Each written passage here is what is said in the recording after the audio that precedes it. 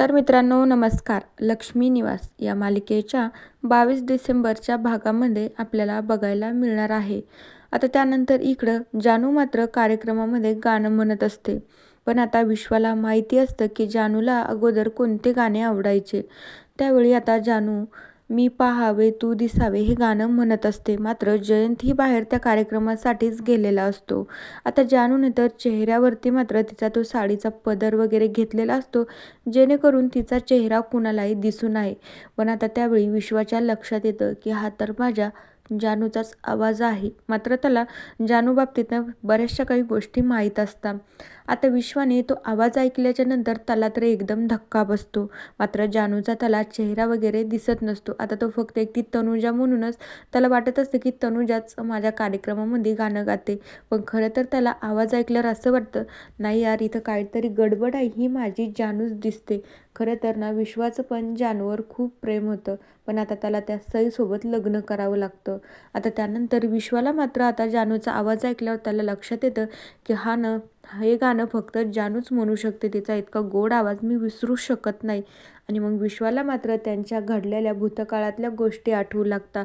विश्वा आणि जानू कॉलेजला जाता वेळच्या त्याच्या काही आठवणी, त्याच्यानंतर घरी पण भेटल्याच्या नंतर त्यांच्या सगळ्या आठवणी मात्र विश्वाला आठवू लागतात. विश्वाला मात्र खूप वाईट वाटत असतं. दुसरीकडे मात्र जयंत ही त्याच कार्यक्रमासाठी तिथं आलेला असतो. त्यालाही मात्र जानूचा म्हणजे त्या तन्वीचा आवाज ऐकल्यावर त्यालाही वाटत असतं की माझी जानू जसं काय माझ्या जवळच आहे. तो पण मात्र जानूच्या शोधातच असतो. आता जयंतला पण माहिती असतं, कारण की जानूने जयंतला पण गाणं वगैरे म्हणून दाखवलेले असते. जयंतला पण थोडाफार का होईना वाटत असतं की हा जानूचाच आवाज आहे.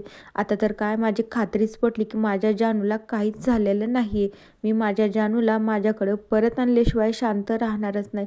जयंतच्या मनात हे सगळं काही चालू राहतं.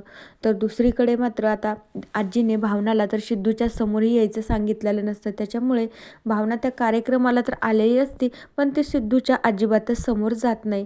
सिद्धू मात्र घरी आल्याच्या नंतर त्याला मात्र भावनाला भेटण्याची ना खूप इच्छा असते. त्याच्यामुळे तो धावतच त्या कार्यक्रमाच्या ठिकाणी येतो आणि सगळ्यांना विचारू लागतं, मला वाटलं की भावना मॅडम माझी इथं आतुरतेने वाट बघत असतात, पण मी सगळ्या कार्यक्रमामध्ये शोधलं पण मला त्या कुठंच दिसल्या नाही. की मला सांगते का आरती, सगळ्यांना विचारत असतो की भावना मॅडम कुठे गेलाय, प्लीज मला कुणी सांगेल का. भावना मात्र सिद्धूला कसं नाही भेटायचं ना त्याचाच विचार करत असते. त्याच्यासमोर अजिबात जात नसते. पण थोड्या वेळाने का होईना सिद्धूला मात्र भावना दिसते. जशी सिद्धूला भावना दिसली तसं सिद्धू डायरेक्ट येऊन भावनाला मिठी मारतो, कारण की तो कित्येक दिवस झाला जेलमध्येच होता आणि त्याला ना भावना तिचा स्वभाव खूप आवडत असतो. त्याच्यामुळे मात्र सिद्धू मात्र भावनाच्या शोधामध्ये होता. फायनली त्याला भावना मिळाल्याच्या नंतर तो डायरेक्टली तिला मिठी मारतो. भावनालाही त्यावेळी आजीचं बोलणं आठवतं, पण भावना कुठलाच विचार न करता डायरेक्टली सिद्धूचा स्वीकार करते. तर दुसरीकडे विश्वा मात्र आता डायरेक्टली त्या तन्वी म्हणूनच तिच्या समोर जातो आणि मग त्याच्या लक्षात येतं, एकदा का होईना पण हिच्या चेहऱ्यावरचा पदर काढून बघतो की मग माझी खात्री होईल की नाही ही तन्वीच आहे. जर माझी जानू निघली तर खरंच खूप चांगलं होईल. पण त्यानंतर विश्वा जानूच्या समोर जातो आणि तिच्या तोंडावरचा तो पदर काढतो. तेव्हा त्याला जानू दिसते. जानू तर खूप रडत असते, पण विश्वाला मात्र खूपच मोठा धक्का बसतो. त्याला कळत नसतं, मला जो संशय होता तो मात्र खरा ठरला. ही तन्वी म्हणूनच इतक्या दिवस माझी जानूच आमच्या घरात राहायची, पण मीला एकदाही बघितलं नाही. मग विश्वाला घडलेल्या गोष्टी सगळ्या काही आठवू लागतात. तर मित्रांनो बघूया येणाऱ्या भागात काय होतं. तोपर्यंत या मालिकेच्या पुढील भागांच्या अपडेट्ससाठी आपल्या चॅनलला नक्की सबस्क्राईब करा. So bye.